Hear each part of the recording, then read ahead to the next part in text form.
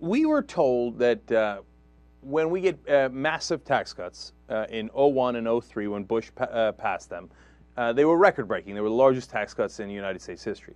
That everything was going to be all right, that we were going to have more jobs, and that we were going to have higher income, and we were going to have a better economy. Now, we know what happened with jobs. Disaster. We lost 8 million jobs by the time Bush left office after the crash, right? And overall, remember, by the time the 8 years were done, about a little over 1 million jobs had been created when you count the whole 8 years. At the end, we lost 8 million and we fell off a cliff, right? Remember, during Clinton's 8 years, we created 22 million jobs. So on jobs, they were 1,000,000% wrong.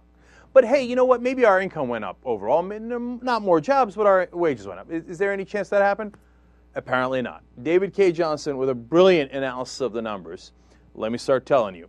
Between 2000 and 2008, the American people lost $2.74 trillion in income. $2.74 trillion less in income over those 8 years. An unmitigated disaster. Now, if you limit the numbers, you say, hey, wait a minute, that's not fair, okay? Because the tax cuts were complete at the end of 2003. And we had a dot-com crash when Bush came into office. And it's not fair to count the massive crash at the end. Why isn't it fair? He caused the crash, right? But if you want to be incredibly generous and start in '03 and end in '07, what the Republicans say, those are the only years you should count. Those are the only years because those are the positive years. They're not positive. Did you see that number? Show it again. They're still down. Our income, national income, in the so-called glory years of Bush, is still down $951 billion. It didn't work under any circumstance for any year. When you do it over the 8 years, like I said, $2.47 trillion we lost, which is inexcusable. Now let's look at some of the other numbers here. The average taxpayer lost 5.7% of his income in that 8-year period, okay? So down 5.7%. That's equivalent of $3,512 a year, which then becomes the equivalent over 8 years of $21,000. The average American lost $21,000 in income under the Bush years. No, but they tell you tax cuts are the answer. That if you have more tax cuts for the rich, you're going to get richer. It's going to trickle down. Does it look like it trickled down? No, it looked like they took $21,000 out of your pocket. Unmitigated disaster. All right, continuing, if that weren't bad enough. All right, we'll say, okay, look, at least between 2005 and 2007, we'll boil it down to the peak years as the real estate bubble got larger and larger and larger before it burst and it crashed. If you want to be super fair to the Republicans, say only consider those years. Well, where did the wealth go in those years? Yeah, there was some wealth created. What happened, right? Well, look at this. Turns out 30% of the income that was raised went to people making over $1 million. So yeah, somebody got rich.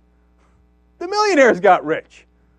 Well, oh, you didn't get rich? You lost $21,000? Well, sad day for you. You should have been making over $1 million.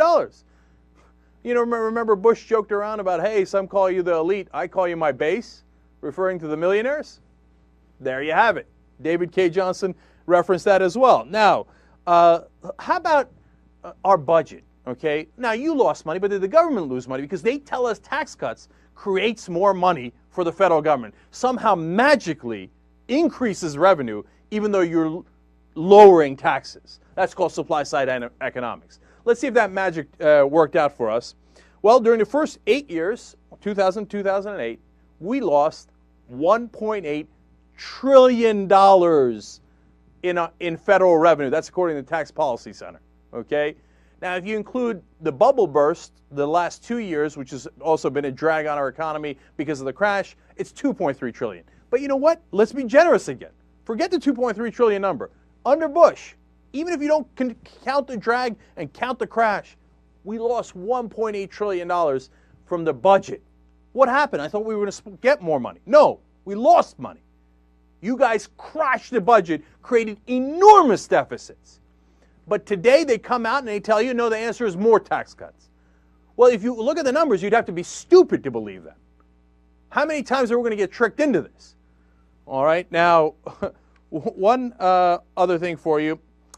If you were lucky to be in the top 1/10 of 1%, 0.1% of taxpayers that were making over $2 million, well, hey, we finally have a winner. Okay, you guys got $1 out of $8 in the tax cuts. So 12.5% of all the money that went back, so-called went back to the American people, went back to the top 0.1%, to the people making over $2 million. So once again, somebody got rich, okay? And it worked out for somebody, the people that put George Bush into office. It was fantastic for them. But for the rest of us, we lost on average, as you saw earlier, $21,000 for every person in the country. That money went somewhere. You see where it went. So the next time they come talking to you about tax cuts, when they talk about job creators, how we're going to get more jobs, flat out false. Not even close to true. They talk about how your wage is going to go up, flat out false. As you see there, not even close to true. What they're actually telling you is, you don't understand. We need to shuffle more money up to the top 1% and the top 0.1%. That's what we need to do. We need to do wealth redistribution all the way up to the top. Does that sound like a good idea to you?